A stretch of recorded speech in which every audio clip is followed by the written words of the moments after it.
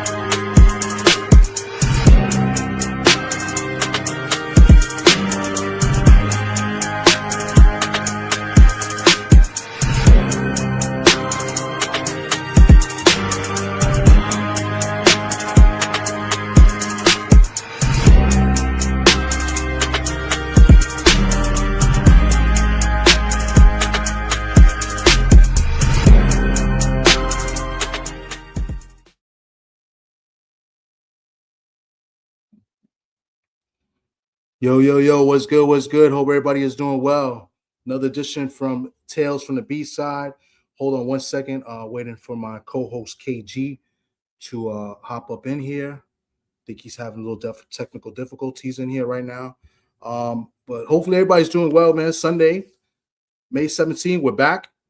We haven't been on in 2 weeks. We took Mother's Day off, and we got a great guest with us tonight. Somebody that probably not well known, but you know, he's going to introduce himself and will get well known soon. He's got a big fight coming up in a couple months. And without further ado, my man KG's here. I'll lead it over to KG. What's good, bro? Did you say the guy's name? No, I did not say the guy's name. I was about to punch you through the fucking. No, I didn't. I didn't do that. What's up? What's going on with you, baby? What's going on with this cat, man? Running a little behind, but we're good. My apologies. I was with 503 and Oddfella for a little bit, so lost track of time. Yeah, I was. I couldn't make it over there. And the thing is, I had so much going on because I was doing preparation for some things, and I couldn't even get a chance to listen. So I got to go back and be a playback player. That's what I got to do. You know what I'm saying? But everybody, you know what I'm saying? Welcome back to Tales from the B-side, the only boxing show that tells the truth from the corner that doesn't get the locker room upgrade. I'm KG, and Thomas has already introduced himself. You know what I'm saying? And we are here. What's up with your camera, Thomas? We want to see your I'm getting myself together. We want to see the handsome face. Nah, we don't want to see my face is messed up. I'm not gonna lie to you. I'm a little disappointed with the fights last night. So I think that's affecting my face and my awareness right now. Underwhelmed. You were disappointed? I was disappointed. I was disappointed in person. Huh? I was disappointed in person, and I had to tell people that I was disappointed to their face. Like who? I wasn't disappointed in Jan Santana, bro. I wasn't. You wasn't? I was not. Okay. I wasn't really disappointed. I feel like I know he's a better fighter than what he showed. Yeah. But the guy, I don't think he was ready for that type of style. And it's something that, you know, you got to learn from. And listen, I'm gonna bring this up because people have short-term memory. They don't remember, right? I know he's called out Shushu. You know, I love Shushu. You know this, and you told Ricardo this too. By the way, you tried to call me. You told Ricardo this as well, that Shushu's my guy. But I think Jan could give him a good fight. But remember, Shushu had a tough test too with Sagawa. So that was Jan Santana Sagawa last night. But the thing is, Thomas, Shushu's not calling for Jan Santana. You know what I'm saying? Santana's calling for shoo-shoo. So my thing is, if you want to put out a demo tape, you gotta make a bet of account of yourself. You know what I'm saying? Because you had an opponent that was, you know what I'm saying, sturdy, hard-nosed, he was coming forward. Thing is, we got to make those adjustments. That's what a boxing IQ that we talked about leading up is supposed to play a factor. You're not supposed to be there for a guy that's going to be, you know what I'm saying? So we're supposed to make the fight look a lot more easier based off of the boxing IQ, you know what I'm saying, that was, you know what I'm saying, spoken on, and the capabilities of being more of a boxer and not just trying to be sold as a power puncher. Yeah. You know what I'm saying? So that was my thing. I was like, we were supposed to make those adjustments. You know what I'm saying? And even management was even saying it. It was trying to, you know what I'm saying, get it to the trainers. Like, hey, he needs to, you know what I'm saying? Like the late rounds, when he started spinning them, and I told Jan, I said, bro, I said, if you had spun that guy early, he would have been caught in the blender the whole fight. Yeah. You know what I'm saying? I said, you would have been more comfortable spinning, throwing your punches, reset, gather yourself, and make him have to reset, you know what I'm saying, by force every time. I said, so you got to play it a little bit different. You know what I'm saying? I was just saying, he won. I said, but if you're going to sell it, that's not a good sale. You know what I'm saying? If you're going to see, you know what I'm saying, especially the way the fight week was building up, the interviews that have been had, and you know what I'm saying, you're actually throwing one of the top names out there. You know what I'm saying? So I said it has to be packaged a little bit better. So that was my, you know what I'm saying, that was my my words, you know what I'm saying, to management, you know what I'm saying, and to Jan. And like I said, it was all respect, all love. He, you know what I'm saying, he dapped me up, gave me a hug, and showed me, you know what I'm saying, respected everything. And then he sat down and I tried to snatch his belt from him. I said, give me that damn belt, man. No, I mean, listen, those first 2 rounds he won easy. He hurt him in that second round. I believe it was the second round. He hurt him with a hook. A left hook caught him. And he showed signs that he can box, but I wish he would have boxed a little bit more throughout the fight, especially the way he's coming, because he has a long reach. I think it's 72 arm reach, length arm reach, and he has a decent jab. I mean, it's not a great jab, but it's pretty good. And you know, when he showed it and he boxed a little bit, he showed that, you know, he can box beside, you know, more than punch. I just hate listening to Sergio Mora. I just think he's horrible. I didn't hear him. Yeah, so I didn't hear nothing that he said or Chris Mannix. I didn't catch those guys. So you know what I'm saying, because the stage that they were on, I can see them talking, but I couldn't hear what they were saying. So yeah, so bad I can't. But so what other fight was underwhelming to you on the card? Well, the whole card, because listen, it wasn't a big card, right? I mean, we got to showcase Brian Norman, you know, Jr. I think we all knew what he was going to do against this guy. I kind of thought. I didn't think Josh was going to quit though. I thought he was just going to get beat up, you know what I'm saying, the right way instead of him just quitting. That guy quit. He quit, and I think what you show in the video, because you was the one I think that posted. You took the video of him wobbling at the weigh-in. Yeah, I just like, oh, he's done. He's food, you know. And that kind of was like, I was like, this guy, he's there to lose. And yeah, I didn't think he would quit. I thought he would go down on the shield, but yeah, he tapped out for sure. Yeah, he tapped out, man. He was just. It's like he talked a good game, and I guess he figured Brian Norman wasn't gonna come in. And to me, Brian Norman came in more calculated. I told Ronnie Shields, I said he had a good student on his hands, and I said I usually give new trainers 3 fights for the philosophy to take full fold. I said, but you got a good student on your hand because this kid has been brought up in the gym. You know what I'm saying? I said, and he already has the fundamentals. I said, so based off of, you know what I'm saying, what you showed him, I said he was able to slide across the ring. You know what I'm saying? Be quick sliding. You know what I'm saying? Utilizing the jab, changing the levels. And I was talking to Tay Jones today, and I was telling him, I said, everything that Brian Norman Sr. was saying last year about how, you know what I'm saying, he's like, yeah, my son can box. He's not flat-footed. He's not this. That's what we saw. You know what I'm saying? And I understand the dance partner that he had is, you know what I'm saying, wasn't all the way favorable and everything, but at the same time, I still can see where Ronnie Shields' tutelage is coming into play. Yeah. You know what I'm saying, already, because when he had him dead to rights, he could have jumped on him. He still stayed controlled. You know what I'm saying? He went bombs away, but he was still controlled. He was still balanced. He was still staying, you know what I'm saying? So it wasn't like he was smothering or, you know what I'm saying, overcrowding anything. So yeah. And it looked like the game plan was, you know, to go to the body. And I think he stood on that. I think he went to the body a lot. And I mean, he stuck to the game plan. So, you know, it tells you that he listens. And he follows through so far. So I mean, Brian Norman is a great fighter. I don't think anything less. I just thought that when he fought Devin, because I picked Dev, I just thought that he wasn't ready for Dev yet. You know what I'm saying? But they could fight again maybe in the future, maybe in a couple years down the road. We'll see how Brian does. Brian's a good fighter. Oh yeah. So like I would like to. Yeah, I would have liked to see him fight somebody. That was going to give him more rounds and fight back. But we'll see on the next one. That's why I said that's why I think the card was a little underwhelming with the matchmaking stuff. I think I didn't like that Jan opened up the main card. He should have been after Kelvin and Pete, right? He should have been that because it's more known fighters. Kelvin is just he's there because of his brother. It's his hometown. Huh? It's his hometown. It's hometown home cooking. So remember when you text me, you said I thought Calvin was fighting first, but I should have told you, and I didn't think to text you back, but the fight list that that Top Rank had given me, Jan was the first fight. Wow. Yeah, he was the first fight on the main card. So Ricardo never made a complaint about it or anything like that, but he was the first fight on the main card. You know what I'm saying? So yeah. So that's why they played it like that. Like it was meant for DB3 to start the card. Well, he didn't start the card. Hitman started. You can't have a name. Look, Hitman. I was thinking about it. I was sitting beside a guy, and he said, "Bro, how do you have a name Hitman and you ain't got no punching power?" You know what I'm saying? No, but the kid, he went out. He got his hand raised. He did what he was supposed to do. But I'm like, you call him? No, he's not Hitman. They call him Hitter. Hitter. I'm like Hitter. He's from Washington, right? He's had a good amateur career. He was ranked high because I remember him being on the list when I first started finding out about Keith Cologne.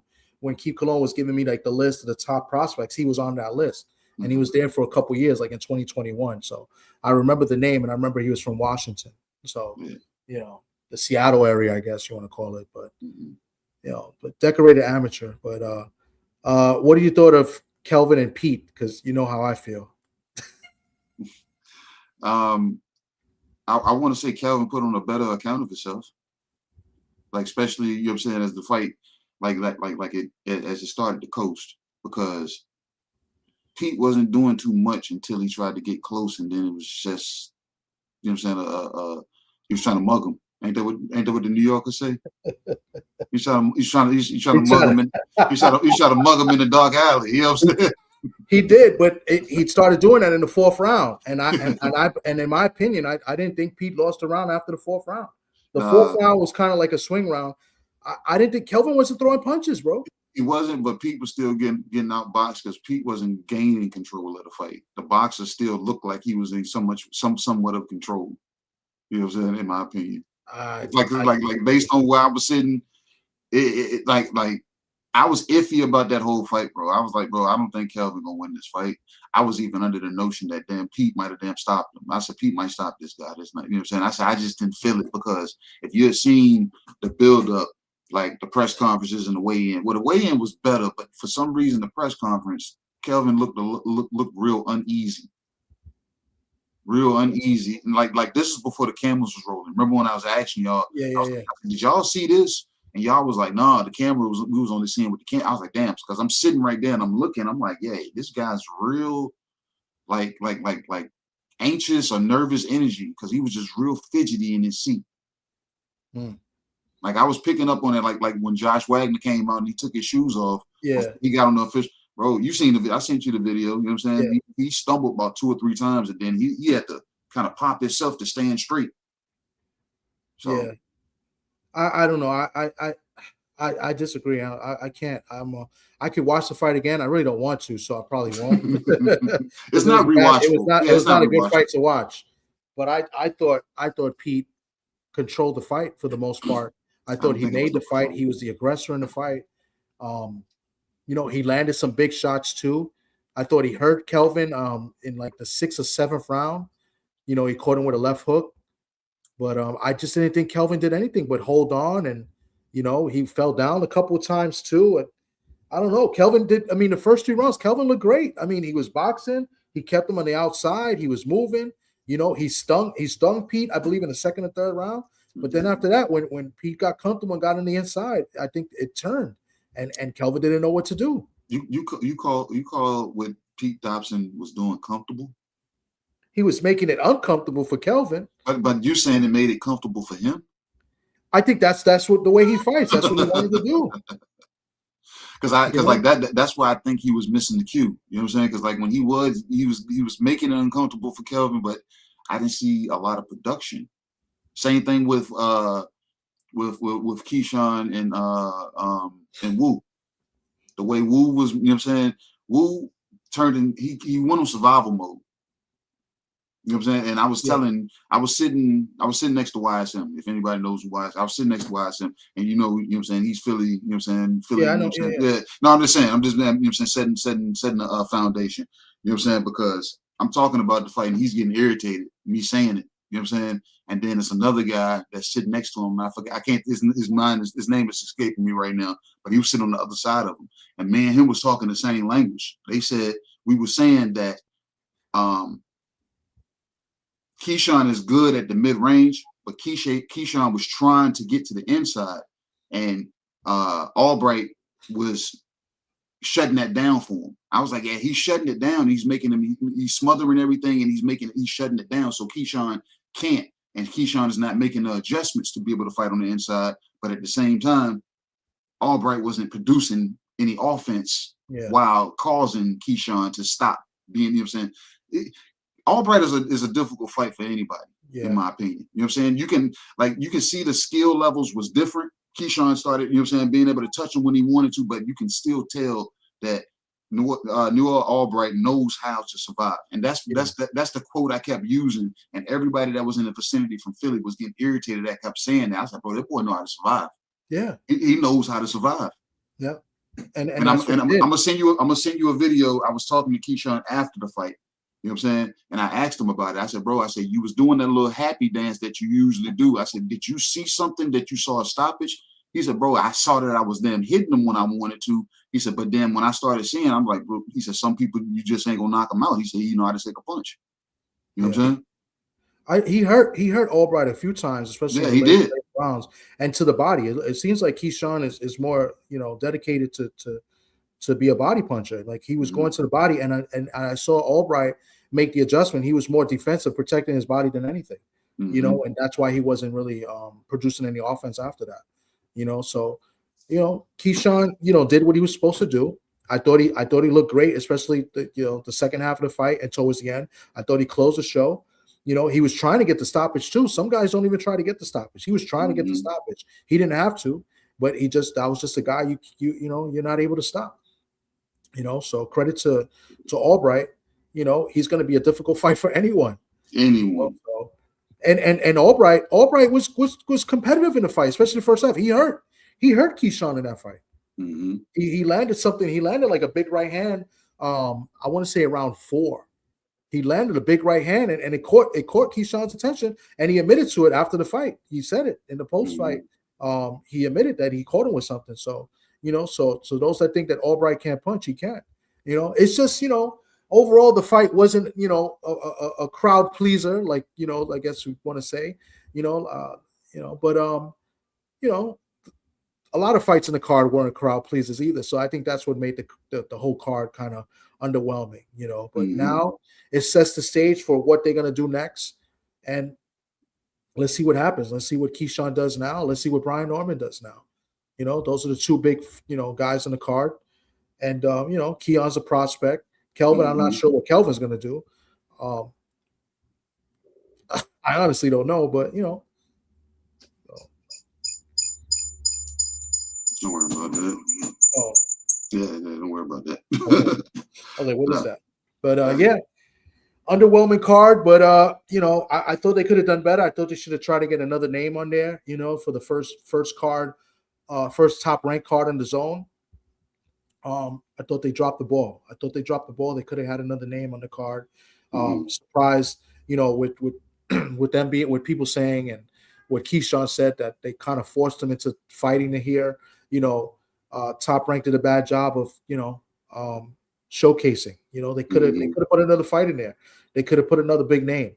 Not a huge name, but another big name, and they didn't. So which is very disappointing because the last card they did. And I know a lot of the guys I mentioned, they all got fights coming up, like Mason, he's got a fight coming up. Tiger's got a fight coming up. I said Troy Isley, he's not with Top Rank anymore. And then I said Scooter Davis, he's got a fight coming up. He just had a fight. So, but they got other fighters on, Top Rank they could have had on there. But Bob Arum is a mess, man. He said when they said Scooter Davis's name to him, he said, "Who? Who?" Wow. And the way he kept saying it, bro, I was like, he was oblivious to who this kid was. And I was like, and his caregiver had to even damn tap him. He was like, yeah. He said he's Derek Scooter Davis, and he was just like, and he kept looking. But then everybody was like, well, Bob is old. You know what I'm saying? But I was like, nah, because the very next name that they damn said, he damn knew exactly who it was. What name was that? I can't remember because they was talking about Lomachenko earlier, and they was talking about how he came out of retirement. You know what I'm saying? About him coming out of retirement, and the first thing he said about Lomachenko coming out of retirement, he said, "Yeah, this has got to be financial issues." You know what I'm saying? So that was the first thing he said. So I was like, "Damn!" I was like, "Yep." He said, "Ace, I wish the best for him, but I think it's financial issues." It most likely is financial issues. That's what it usually is with a lot of these guys. But he's not going. I don't think he's going back to Top Rank. So I'm thinking Loma's going to end up in Zuffa. You think so? I think so. Who else can he go to? I mean, he could go to anywhere. I mean, but I just, I think he's going to try to get that Zuffa money. I called it. I'm going to stick with this prediction. I think he's going to fight. He's going to go to Zuffa. He's going to fight a Andres Cortez or a Mark McSayow. I'm calling it right now. His first fight back. And I won't even be mad at it because those are tough fights, fights that he could win. But, after being out of the ring for 2+ years, 2 years right now, but, by the time he gets in the fight, it'll be two years plus. Those are tough fights. Andre Cortez, undefeated guy, right? And Mark McSayow, he's been battle tested. He just got, both guys just coming off good wins too. So that's my prediction. You said Mac McSayow? Mark, yeah, is it Mark McSayow, the Filipino? Yeah. Yeah. What else was on that card? I can't. It was only 6 fights. Was it? Yeah, 6 fights. I've been running on all cylinders, you know what I'm saying, for the last 3 days. You know what I'm saying? And then I ended up it's tiring. Back in town today. You know what I'm saying? You've seen the highlights on my story, you know what I'm saying, with my daughter play flag football. So I was back at the flag football game all over again. Yep. So it was just you had a busy weekend. Very busy. You know what I'm saying? And then I don't know, when I go to these press conference weigh-ins, sometimes there's a struggle and it's not a fight, but you got to wait your turn and you're trying to get in there and you're waiting and you're spending time waiting until you finally get to talk to the people you want to talk to. It builds you, man. It builds up on you, man.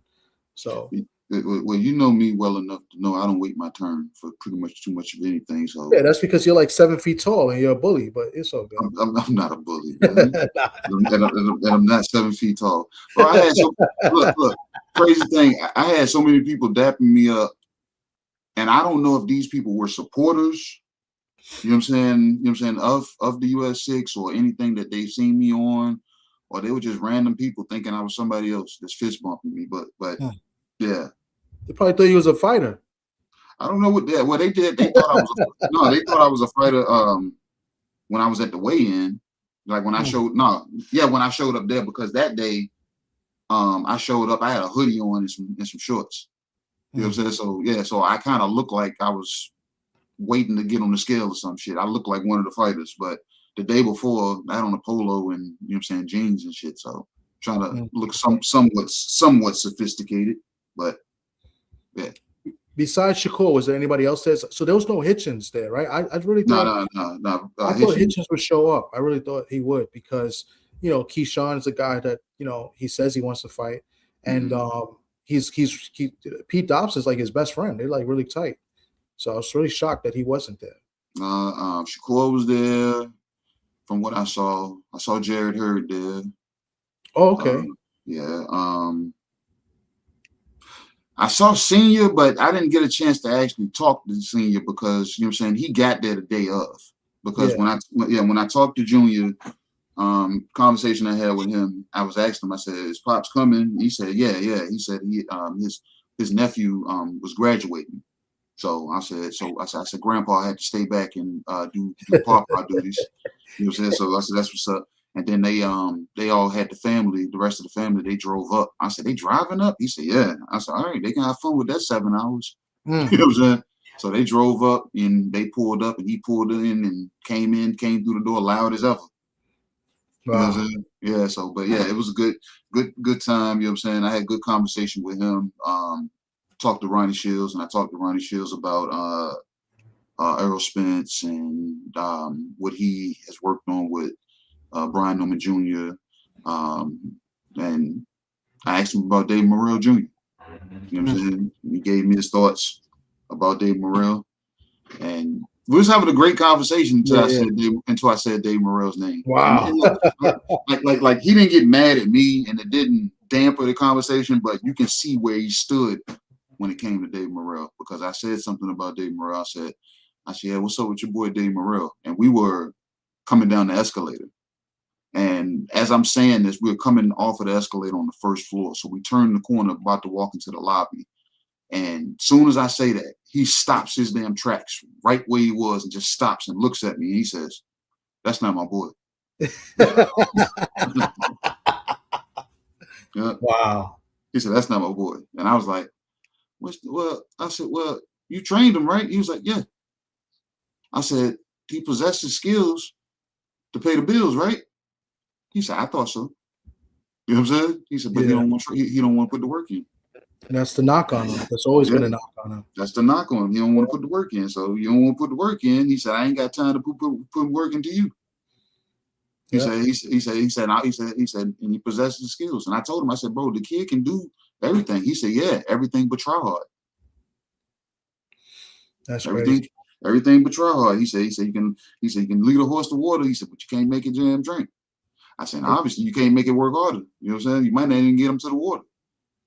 So I could only imagine how the gym was with him in the gym, because he has some good fighters around his weight class that he get good sparring. I'm sure he's been in the ring with like a Vito Mielenki, right? I mean, can't think of another guy that's over there, you know. So I mean, he would get good work, and I could only understand, you know, how much of a problem he was in the gym, you know.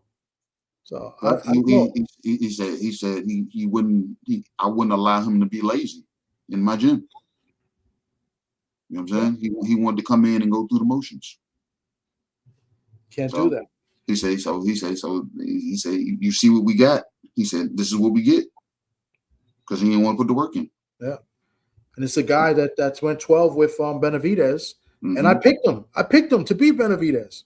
That's how much I believed in Morrell. I thought I like Morrell, man. I believe in his skills, but yeah, shame on you. Yeah, shame on me for that. That's what. So hey, you know what? That's why Ronnie Shields stopped, because he believed in him too. He said, that's not my boy.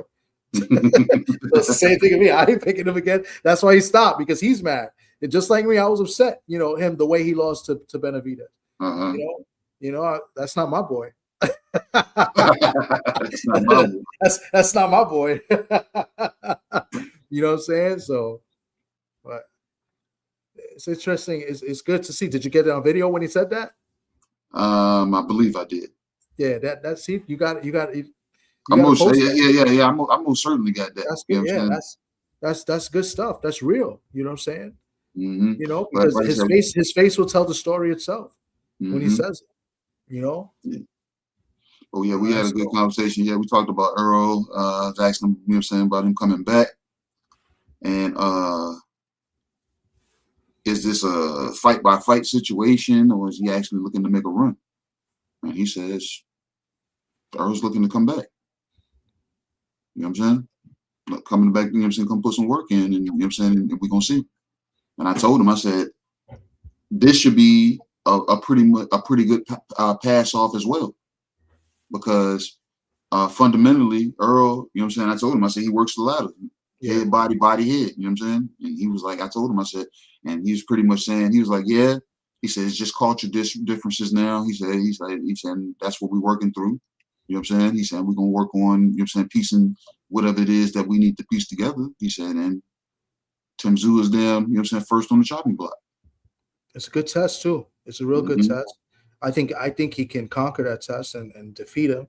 But it's a good first fight for him, right? Because he's gonna fight somebody that's been busy, right? He's gonna fight somebody that, you know, a former world champion, right? So kudos. And he's not fighting no old guy. He's not fighting somebody that's pretty much done in his career. Tim Tszyu is still a player in the division. So, you know, we may not think of him as high as we once did when he was undefeated, but he's still a player in the division for a guy that's been out of the rings 3 years. 3 years? Yeah, pretty much almost 3 years. Listen, man, this is a tough test. And I think Spence wins. I don't know how he wins, but I think Spence wins this fight. And I'm looking forward to see, you know, what he looks like in this fight. I'm not going to lie to you. I'm already looking forward to his next fight, right? Because I'm already looking ahead because, okay, all right, win this fight. I wonder who you fight next. And I would imagine it'll be a big name too. So, but anyway, I got to ask this question. So with our guest. I was trying to hope you didn't ask me anything. No, but I'm working on that right now. I'm trying to see what's up. You know what I'm saying? I hate when people are tardy to the party, because when you're tardy to the party or you don't show up, what happened to Josh Wagner happens to you. Yep. You know what I'm saying? And this is no shot. This is a real statement. You know what I'm saying? So Josh stood us up, man. I haven't been stood up in over 25 years. Been married 24. So you figure over 25 years, I haven't been stood up. I get stood up by a fighter? Are you crazy? Yeah, man. So hopefully he comes through. I'm very interested. I mean, I don't know much about him. You know, I don't even know who his trainer is. I was going to ask him if it's, you know, I was going to assume maybe it might Sean George. He worked with Sean George because he's in New Jersey. So Sean George works with a lot of heavyweights. His coach is Coach Moo. That's, you know what I'm saying, that's all I can tell you for the most part. You know what I'm saying? I haven't had an opportunity to talk to him or KP, but you know what I'm saying, I've been, you know what I'm saying, been having it put together, and I was anticipating on him being here so we can go ahead and get this cracking. But I'm glad I was down there for fight week. You know what I'm saying? I was glad I was in the vicinity for fight week. Stay tuned, you know what I'm saying, stay tapped in for all any and all footage that, you know what I'm saying, that's going to be put out. You know what I'm saying? Any commercials that the US 6 on IG is going to be producing, any shorts that US 6 Sports and Entertainment Hub is going to be producing. Stay tuned, because it's a lot of things coming up. I know we got Brooklyn coming up, the Barclays, but they're trying to convince me to come to Cleveland for the Abdullah Mason fight.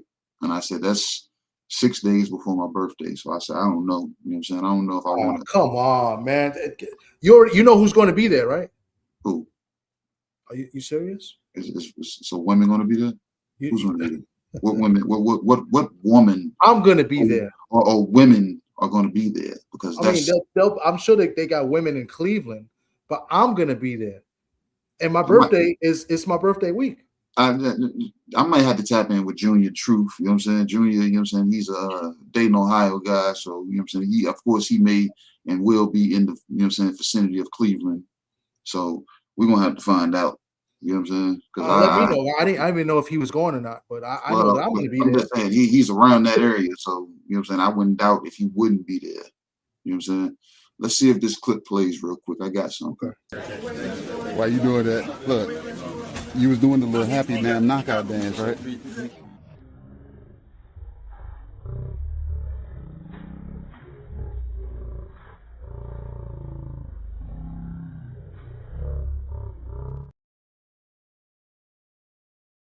don't know why that slowed down.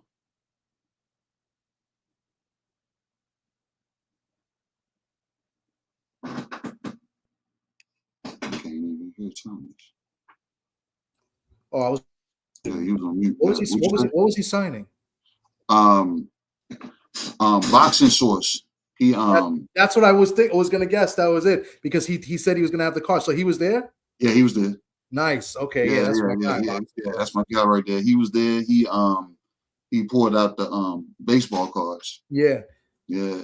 So he said he was gonna do that because he showed me a bunch of them online. Yeah. So, all right, that was because I know it wasn't the Topps cards because I had the Topps Keyshawn cards, but it didn't look like that. I was like, that's why I asked. It's like that's got to be a Boxing Sources joint. Mm-hmm. Okay. Yeah, that was So he gave him, and then Keyshawn started signing them because Keyshawn had looked at it, and then he was giving it back to him. He was like, "No, that's for you." And Keyshawn, for real?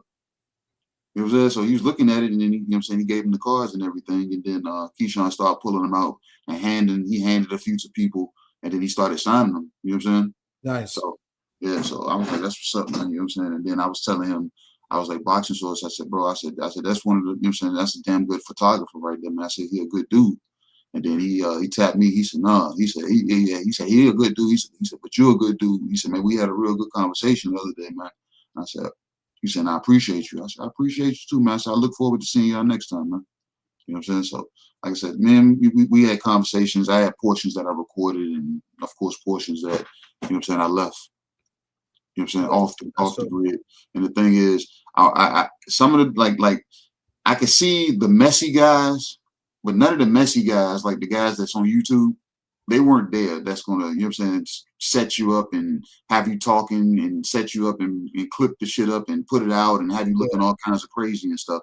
So me being who I am, like the conversation I had with Brian Newman Jr., anytime we got to a certain point in the conversation, I say, "Hey, I'm gonna record this." He said, "All right, go ahead, do your thing." So I start recording, you know what I'm saying? We could have a conversation and go from there. And then when I felt it drifting, I go ahead and turn the camera off, and then we go ahead and I'll be like, "Hey, I just turned that off." He'd be like, "All right, cool." You know what I'm saying? And then we continue talking. I did the same thing with Keyshawn.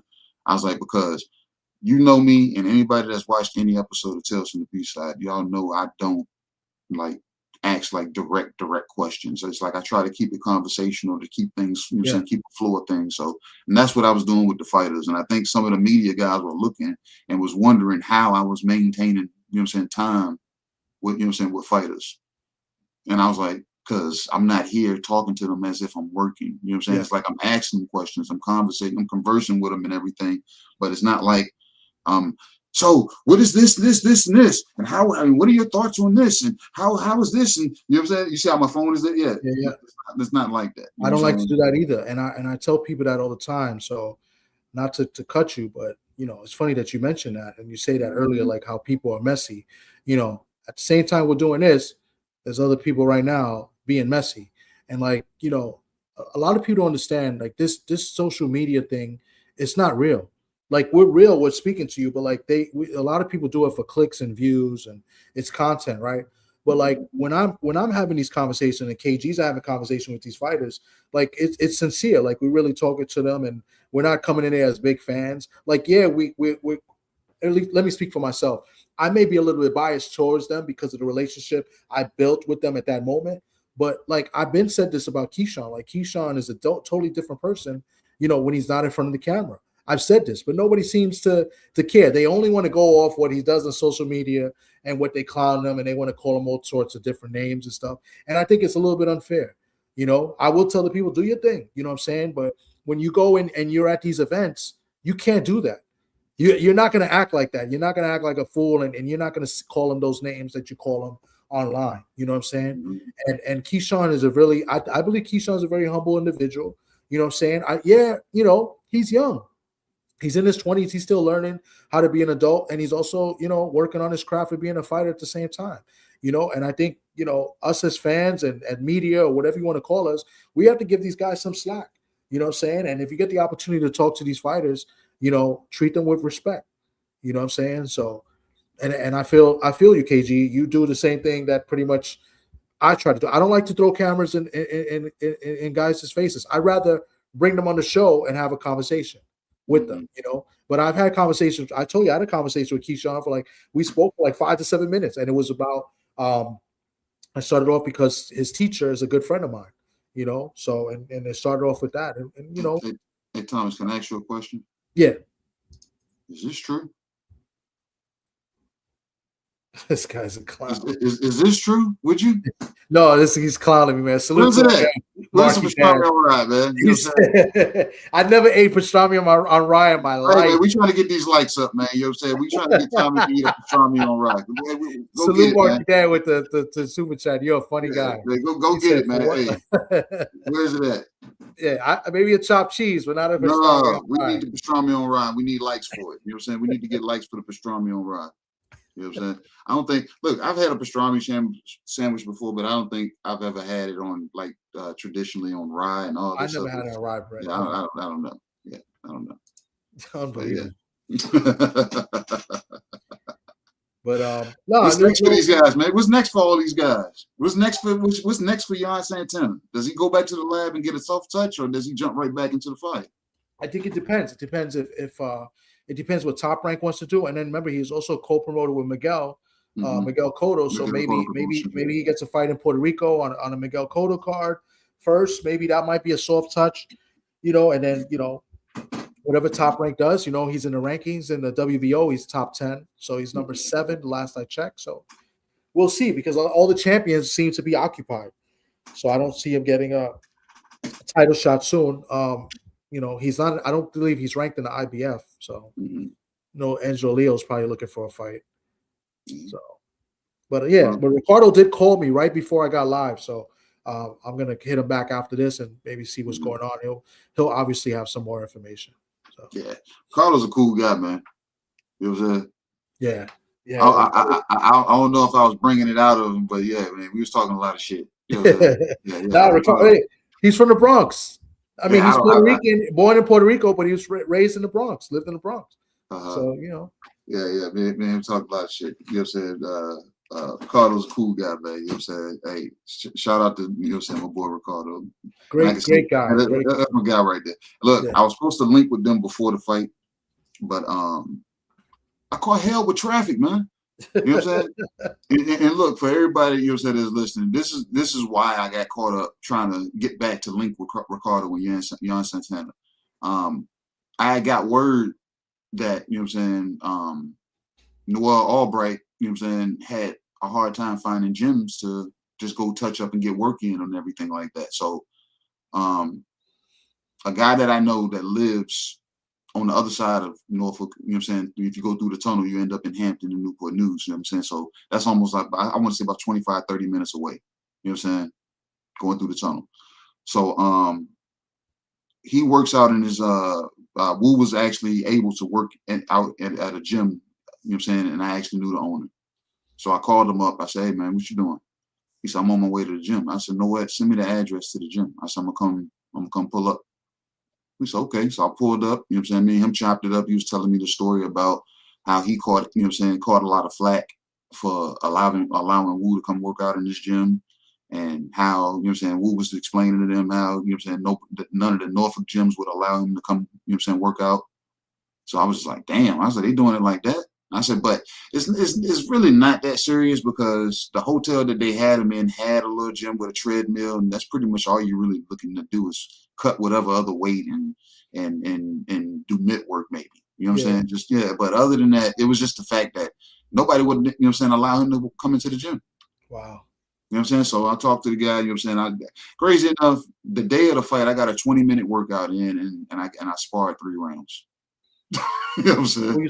You sparred anybody we know? I sparred the owner of the gym. Okay. You know what I'm saying? Because he still, he trains kids, and he still is willing to get his hands dirty when he needs to. You know what I'm saying, too. So so we moved around a little bit. But you know what I'm saying, it was a good day. But coming back, and the whole time I was there, man, all that fucking water that's down there, Thomas, I'm asking everybody, where can I get a good fish sandwich? Nobody had an answer for me. They was like, where you trying to go? I was like, no, see, that's y'all missing what I'm saying. When I say give me somewhere that has a good fish sandwich, you should be able to throw the name of a spot. Tell me where to go. Yeah, regardless of where it is. You should damn make me have to damn detour my whole, you know what I'm saying, trip and say, know what, I'm going 72 minutes this direction to get this fish sandwich because you said it's damn, you know what I'm saying, it's like that. Everybody gave me the runaround, man. Everybody, and I ended up getting one. It was good, but it was underwhelming because I look out the window and I see all the water that I'm surrounded by, and I'm like, I could have got this at home. You know what I'm saying? I could have got this shit at home. I'm like, wow. Like, what we doing? Yep. Yeah. But I had a pretty bartender to talk to. Oh, okay. Yeah. All right.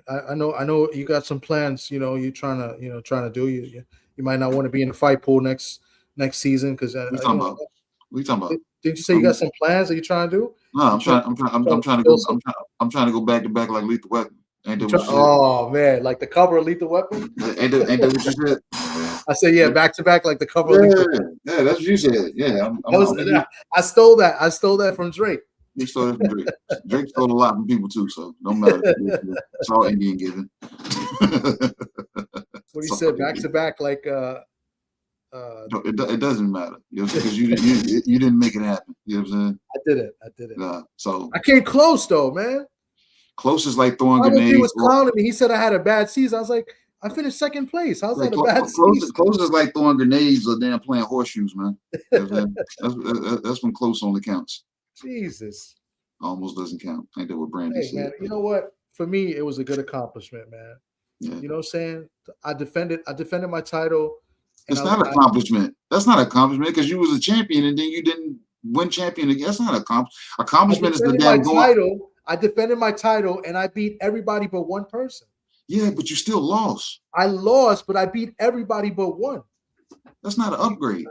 God, I can't, man. I give up, bro. I really give up, man. It's not an upgrade, man. I give up, man. You got KG season. You know what I'm saying? You won the season. I give it to you. You are the champion. What I'm trying to say, I won the last season and I defended that title and I beat everybody but one person. That's still a good accomplishment. But the thing about it, Thomas, you did.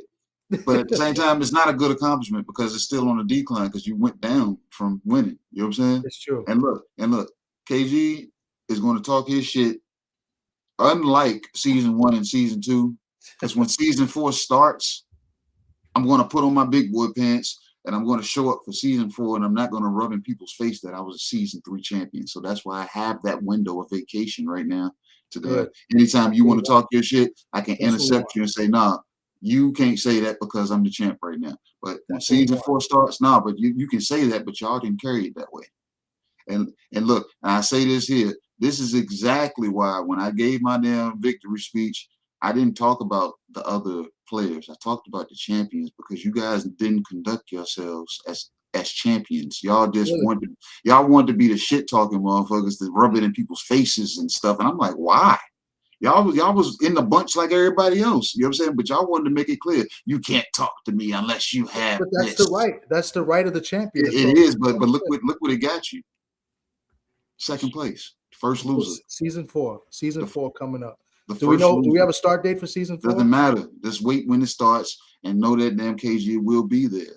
I hope it's in Cleveland. I hope it starts that weekend, July 4th. And I hope you're there. I hope you're with me in Cleveland. You ain't gonna want me in person. Yeah. Yep. We got to cover the fight in person, man. That's the way it's supposed to be, man. Yeah, that'd be cool. You know what I'm saying? but we both got to get in though. That's the crazy thing about it. Well, I mean, a credential I applied because I already got tickets. Because you're more, you know what I'm saying, more likable than me. You know what I'm saying? Katie likes me, but she didn't be nice to me like she was last time. She wasn't mean. She wasn't mean to me, but she wasn't overly nice to me like she was like last time. You know what I'm saying? So I had to be sneaky with a lot of shit that I was doing. Wow. So I was, like I said, and I think it's more so because it was the zone. Because the whole setup was different. Like yeah, they had they still had the ring walk in that area like per usual, but the production side it was set up totally different. You had to like weave through things and all kinds of, so it was like they didn't want a lot of movement. You know what I'm saying? Okay. Yeah. Well, I wonder how this one is supposed to be TNT. I think supposedly TNT is not in the zone. Okay. So I wonder how this one's going to be. And I'm assuming a lot of people are going to apply because it's the first, big fight in Cleveland in a long time. So I think they're doing it at a college. They're not doing it at where the Cavs play. So we'll see. I did apply. And do things sell like that? How many people can fit in this damn college auditorium? I want to say 12,000. I think I saw. Okay, well, shit. But I think they shut off some of it, so I don't think they're trying to sell out the whole arena, if I'm not mistaken.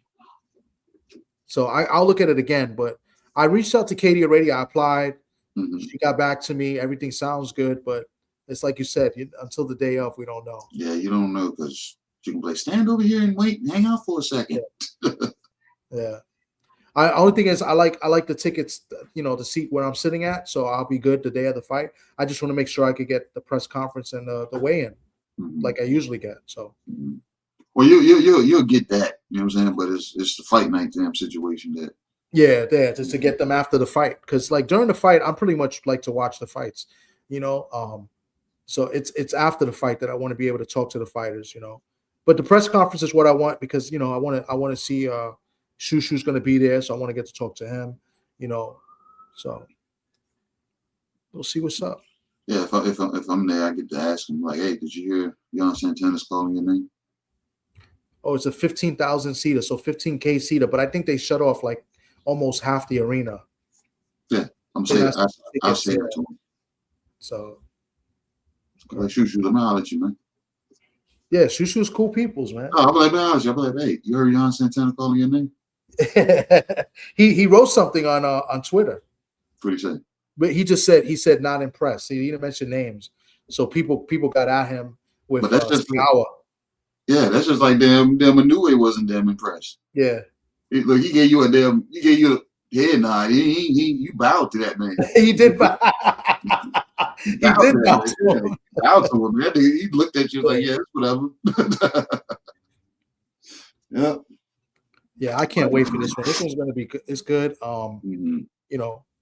Still, my wife is gonna decide if she's coming with me. So I want to go catch a Guardians game. So I want to enjoy myself. The 4th of July weekend. It's my birthday's the 2nd. Your birthday's the next week. I'll treat you for your birthday if you come out there. That's what friends are for. I'll see what I can do, man. It looks like it doesn't look good, right? It doesn't look good for him. No, it doesn't. But I wanted to be kind of like in the DR, Colombia, Costa Rica, region doing my birthday. I know why you want to go to Costa Rica. I know what I do want to do too. all these new beautiful ladies from Costa Rica that started following me because of them Hannah Gabriels. Oh, Jesus. Bro, a lot of them start like, bro, my IG subscription just says subs went up, and I look, and it's like 15 beautiful ass damn Costa Rican women. I don't know if they're working for something or they actually there say, hey, I like him. And I'm like, I like that y'all like. See, that's what's up. See, and you saying you were talking about showing my face. They want to see you, bro. They I didn't get no 15 Costa Rican girls on mine, and even if they did, I wasn't gonna say it. My wife's right here, so I'm not gonna say that.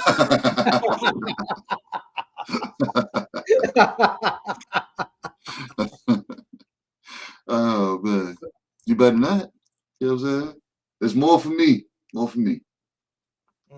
But yeah, that's the region that I kind of want to be in. I want to be somewhere where I can kick my feet up and sip something out of a coconut that I can't pronounce. You know what I'm saying? That's I hear you. Rather than going to Cleveland, like who wants to go to Cleveland? Who was the one that said that? Oh my God, Sock just told me the other day. Hakeem Noah. He's like, who wants to go to Cleveland? That was like a big thing when Hakeem Noah was playing ball. I don't know if you remember him. Hakeem Noah. Yeah, I remember him. Yeah, from Florida. But I'm like, it's just, I don't know. Just thinking about Cleveland, I ain't never been there. It just sounds like it's gloomy there. Like there's a tent, like a filter. I heard there's a lot of Puerto Ricans there, so I should be good. Hey, who was it? They said, why is everyone saying Norfolk didn't show? Did you see the videos I was posting in the chat? Yeah, it was a good decent crowd. I think my boy B3, salute to you in the chat. He was there too. He was at the fight. Was he? Yeah. I guess I ain't meet him. But yeah. I don't think. Yeah, I think he knows you, but not knows you. Maybe he didn't see, but he was there. Yeah, he was at the fight. Yeah, that's the videos I was putting, like, cause I showed y'all the first video when I first got there when it was bone empty. Yeah. You know what I'm saying? And then I think I had showed it again during the Keon fight. And then I showed it again, I want to say maybe a couple of fights later. And then when the Keyshawn fight then had the whole room lit up in red, I did it again. And you can see, yeah, it was a nice turnout. Yeah. But on the side where the production side is, you know what I'm saying, you can see it was a little, you know what I'm saying, scarce, you know what I'm saying, in that region. Yeah. But from the side, from the ring going on around, yeah, it was pretty much packed in there. Listen, for the fights that they had on the card, that's pretty good. Mm-hmm. Right? You know, I mean, you only had 2 names on the card. Jan could be the 3rd name if you want to say Jan, but not many people know of Jan. But that's it. Mm-hmm. You know, like I said, the last time they had a card, they had bigger names. They got, bro, they were loud in there. Yeah. You know what I mean? So I was surprised because all the media guys we was talking, like, leading up to the fight, we were hearing the same thing. It was like, bro, I'm hearing the fight's not selling. The fight's not selling. I talked to you, said, man, the fight's not selling, man. The fight's not selling. You know what I'm saying? And then, like I said, as I sat and watched, I watched it just evolve. And I was like, damn, okay, people are actually turning up. So a lot of people waited to probably after the weigh-in to buy tickets, because it really wasn't. I didn't check, you know, the day of after the weigh-in or the day of the fight how tickets were going, but when I looked before that, they weren't. There were a lot of tickets available, so they probably wanted to wait to make sure that there was a fight. I think Top Rank was playing games too. You know what I'm saying? Because, like the whole Keyshawn Davis and Albright situation, they kept walking around. Oh, we got to keep these guys apart. We got to do this. I'm like, nobody's acting up. Like the way they kept spinning and shit. Like when they said for the weigh-in, when they said Keyshawn wasn't there, I was like, yes, he was. Yeah, that was crazy. Yeah, see, we didn't know that until you told me. Yeah, I'm like, yes, he was. I was like, Top Rank was playing those games not to bring him in, because I'm like, his whole family was there. His girlfriend and his son was sitting right in front of me. You know what I'm saying? Because when she came in, she sat down and she is sat. I don't know who the lady was next to her, but she was like, yeah, he's in the back. You know what I'm saying? She was like, because all the other fighters, that's the only thing that was different. Keyshawn wasn't sitting in the room with everybody. You know what I'm saying? But she was like, yeah, he's back. And I had seen him when he walked past the door. It was a door that was over in the cut. I had seen him when he walked by. You know what I'm saying? So he was over in the cut. And it wasn't like he was in a tire where he was over there trying to cut more weight or whatever. He was right. He was in right up. That's what I'm saying. Sergio and the other guy, what's the guy's name, bro? I can't stand him either. Mm-hmm. They were saying that they didn't arrive, that he has trouble. He's having trouble making the weight. He's trying to lose the weight. That's what they reported on the air. Well, like I said, I don't get why they would report that. You know what I'm saying?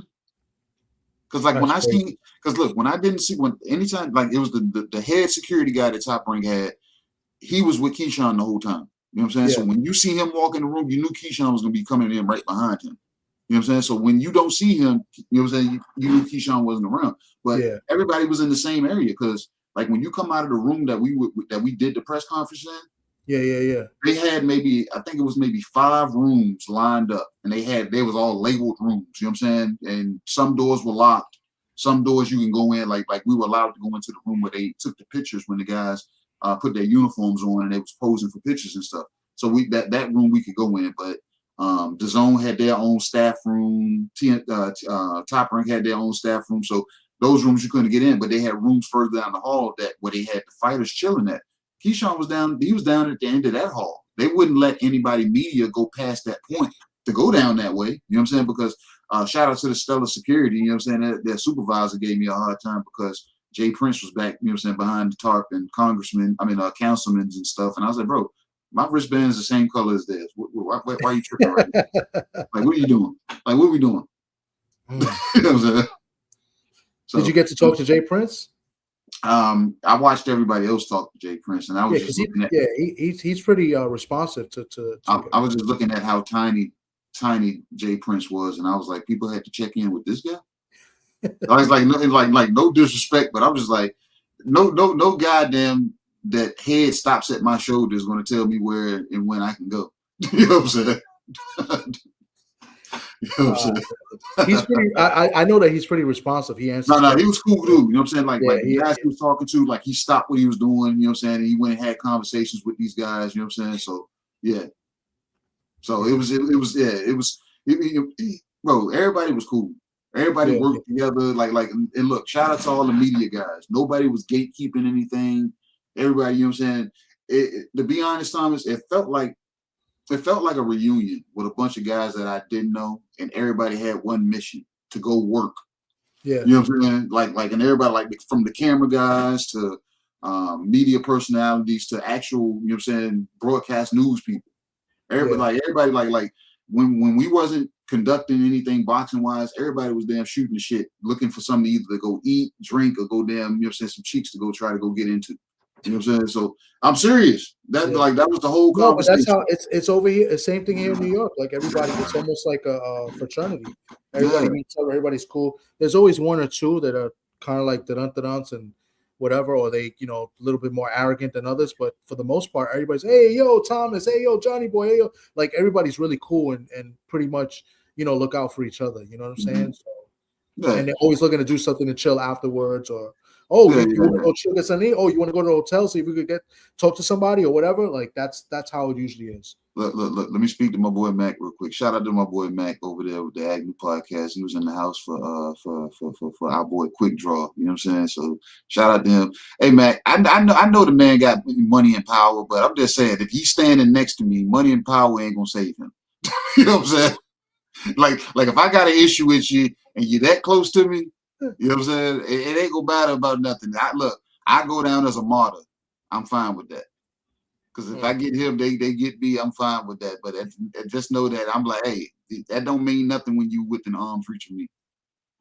but I know the play. You know what I'm saying? A lot of everybody do that. You know what I'm saying? Where they from? You got to check in. You ain't got to check in. I ain't doing all that damn silly shit.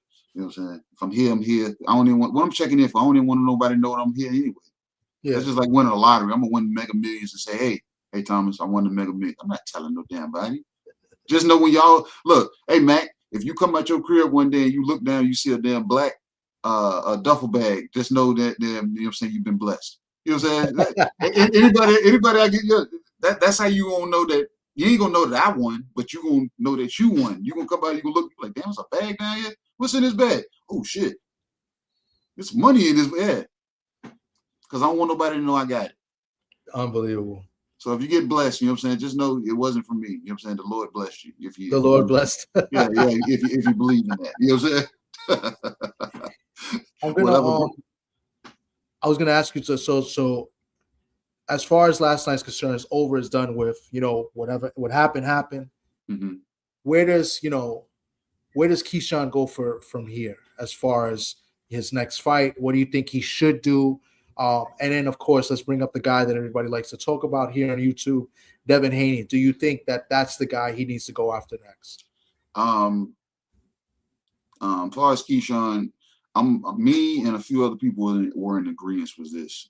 I'm going to another Keyshawn Davis fight, but I'm not going to a Keyshawn Davis fight if he's fighting at 140 pounds. You know what I'm saying? Because I'm like, it's something. A lot of people are saying he's undisciplined, he's unprofessional, he's not focused, and I'm just saying, bro, you need to start listening to your body. And that was, you know what I'm saying, some words that I told him. I said, bro, stop playing around. I said, because you already damn. It looks bad because you missed weight last year and the fight was off. I said, then you come back this year. I said, I understand it was damn. You know what I'm saying? Probably you taking a piss or taking a shit or something, or go, you know what I'm saying, or whatever. I said, but at the same time, these people gonna butcher you for, you know what I'm saying, even if you was a quarter of a pound. They want to, you know what I'm saying, they're gonna find a way. Instead of, and Thomas, you know this, guys get on the scale, guys will be 0.1 over. And what do they say? Oh, we'll just call it 40. They'll just call it that. Yeah, they'll call it that. Yeah. Instead of, you know what I'm saying, beating you up for an ounce. Yes. And look, and that's the shit that people don't hear doing the official weigh-ins. These are conversations when they're doing the weigh-ins beforehand. So they'll be on the scale, people look 0.1 over. But at the same time, you got certain managers that'll say this. They'll be like, hey, if that motherfucker comes in anything over this, yank that guy out of there and tell him we ain't fighting. Yeah. Tell him we ain't fighting. I'm like, You sure? Yeah, tell them we ain't fighting. Yeah. And they'll play the game. Like I said, so it's a game that people are willing to play sometimes. So I understand it, but at the same time, we'll call it this or we'll call it that. And then I'm hearing that they switch the skills. Then they're telling me that both skills won't damn, you know what I'm saying, weren't damn calibrated the same. So I'm just like, which was it? Yeah. You know what I'm saying? It's just a bad look because it was him. Yeah. If it was anybody else, you know. And everybody would, if it was somebody else, everybody would have been like, what's the big deal? It's only 0.1. Yeah. It's only 0.1. What's the big deal? So I, you know what I'm saying? Those are like things that I was talking to him about. I was like, bro, that's like the smallest little thing. It's almost like you got to be perfect, but they still gonna criticize you when you ain't. Of course. You know what I'm saying? I told him, I said, you didn't stop them, you know what I'm saying, Noah Albright. I said, people are gonna flame you up all week because you didn't stop him. Yeah. And he said, he's a bro. He said, I know it's coming, man. He said, but at the same time, he said, bro, he said, everybody, you look at it through the lens. You can't stop everybody. Some people just know how to take a punch. And I told him, I said, God knows how to survive. He knew how to survive. I said, because once he started getting outclassed by you, he got overly defensive.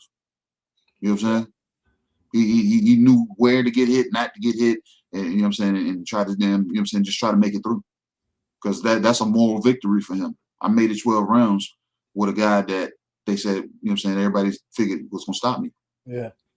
So, but it is what it is when it comes to that, man. You know what I'm saying? So, but yeah, he's gonna. I want to see him at 47, and I'm not saying Devin Haney should be the first fight, because me, I'm a firm believer. You know what I'm saying? You should be able to get acclimated.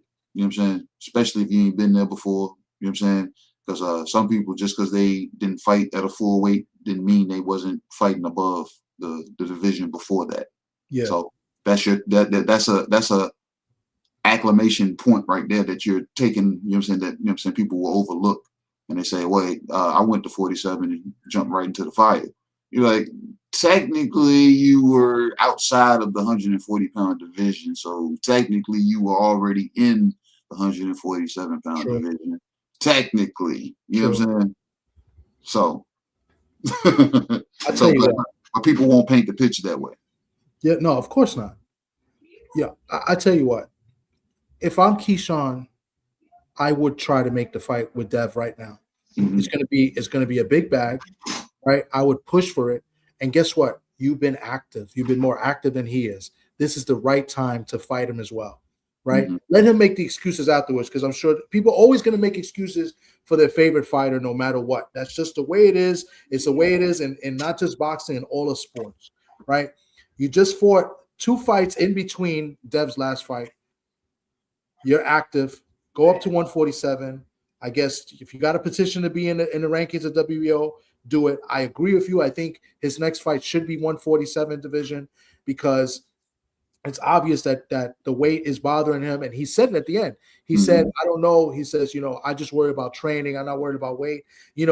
His body's telling him what it is, like you said. So I think 147 is best for him. And get the big fight now. You get a title opportunity. Devin just called you out, right?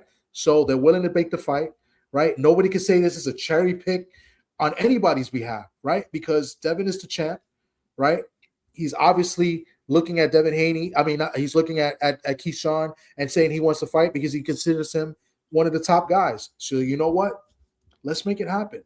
I think this is the right time to do it. If you're Keyshawn, you got to do it now because you've been active, right? Even if the fight is like in August, that's what, 3 months from now? That's perfect. You've been active. You didn't take much. You didn't take no punishment against Jermaine Ortiz. You took no punishment against Albright, and you got 24 good rounds in. I think you got to make the fight now. Do what it takes to make that fight. That's just me. Thomas, man, it don't look like we gonna have no action tonight, man. Well, we talked about the fights yesterday, so that was good. We're gonna have to just change the title, I guess. yeah, pretty easy. You know what I'm saying? I get to go to New Jersey on my way to Brooklyn, and stop by the gym and go punch a 6'6", 275-pound man in his damn chest and say, "Hey, man, know what the fuck you did. You know what I'm saying? Yep. Yeah, it's unfortunate. It's happened a few times already, and it is kind of frustrating, you know. So Wagner, and then there was a fighter before that did it to us. And I don't want us to be the omen of these people, man, because like I said, you saw what happened to Josh Wagner. Yeah, so because look, all you had to do is show up. You should probably lose, and you probably was gonna lose anyway, but you might not have quit. You might have, you know what I'm saying? Yeah. So, and I was very interested in talking to him. I mean, 20 wins, 20 knockouts. I mean, he possesses knockout punch, right? And people say that Joshua's chin is, you know, not all that. So he's got a shot. It's a heavyweight division, you know. So nobody's doing interviews with Kristian Prenga, I don't think. No. I mean, I talked to a few people that did. You know what I'm saying? That have, and they was like, bro, that's. He said, I got commended for my timing. You know what I'm saying? They was like, bro, this is good timing, man. They said because they said, look what he's about to do. So I mean, we could follow up and see if we get him another time on a. I most certainly will, because I've been texting. You know what I'm saying? My guy right here this whole time. You know what I'm saying? So but go ahead and get the people your last, man. Let's go ahead and close this out. I'm hungry. Yeah, man. I'm gonna look to see to get somebody for next Sunday. I'm sure you will as well. So we'll be back hopefully next Sunday with a different guest. Look, I'm working on. Look, I don't mean to cut you off. I'm actually working on a guy that I think he was a B-side in this fight. He was winning this fight, and he kept trying to fight and ended up getting knocked out. You know what I'm saying? Okay, recently? Nah, this is historical. Okay. This is historical. You know what I'm saying? Okay.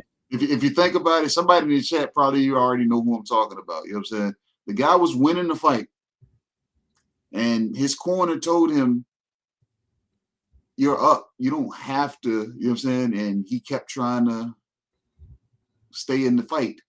You know what I'm saying, with the gentleman that he was fighting, and to his demise, he got knocked out and stopped. In the last round?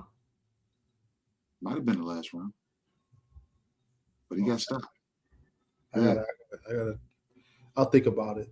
You ain't got to think about it. I'll tell you when we go off. You know what I'm saying? Okay. But everybody, you know what I'm saying? Shout out to everybody that pulled up. You know what I'm saying? I do appreciate you, but hey, my apologies for the absence of our guest that I was looking forward to talking to. You know what I'm saying? Big guy, big punch. But at the same time, man, it is what it is. You know what I'm saying? Hope everybody's looking forward to having a good week. And I'm gonna have a great week myself because we got a lot of boxing to talk about. We're about to sit back and watch whatever narratives we spent. We're gonna sit back and watch some real boxing be talked at the same time. And then don't we got fights coming up this weekend? I believe so. I don't know. I got some stuff happening this week. I got a couple interviews lined up already for my channel. Mm-hmm. Me and Keep It in the Ring is going to be back. We're going to be interviewing Joe DeGuardia, I believe Wednesday or Thursday. Joe DeGuardia of Star Promotions out there in Long Island. He's from the Bronx as well. We're going to be talking to him. We're going to be talking mostly about Zuffa and about their promotion, you know, from a promoter like, you know, Joe DeGuardia from his point of view. And, you know, he promotes some fighters as well. And then I got an interesting interview lined up for Friday with a female from Guatemala, Maria Machillo. She's going to talk with us. We're going to have a conversation and just talk. She's also a trainer, and her trainer is going to be on as well. She's from Guatemala. She lives out in California. She was on that fight. She was on the fight card here in New York, the MVP card. She got robbed in her fight. She fought a girl from Philadelphia that I thought she clearly won, and they robbed her and they gave it to the girl. She's been in a ring with some good opponents. She's been in a ring with Gabrielle Fundora. She lost, but she didn't get stopped. She got stopped, and she was in the fight with Senicia Estrada. So she's been in there with some fighters. So we're going to have a conversation with her. She just put out a book as well. So I'm very intrigued in that one. So we got two lined up, and, you know, hopefully next Sunday we'll be back with another one as well here on Tales from the B-Side. That's what's up, man. That's what's up. I'm surprised you still ain't thought about – did anybody say it in the chat yet? No, it's not Dave Morrell, bro. It's not Dave Morrell. Frontline. No, see, you still frontline. You still thinking too recent. Go back. Jump in your time machine. Yep, Thomas is on there, break his damn neck trying to figure it out. Your wife can't answer the question. Will you stop looking at her? And I'm not looking at. She's over there. I'm just looking.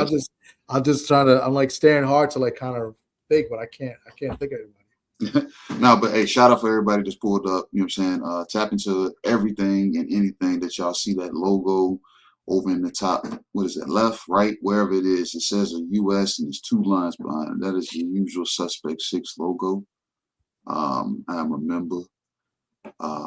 The brothers, you know what I'm saying? Thomas, you know what I'm saying? Honorary. You know what I'm saying? We gave him the cap, you know what I'm saying? The honorary.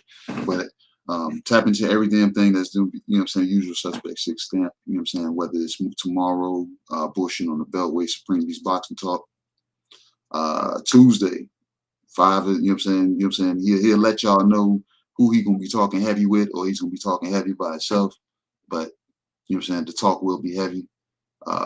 Wednesday, God willing, we'll be back on the Beltway, and if not, y'all might see a US 6 open mic lounge open up.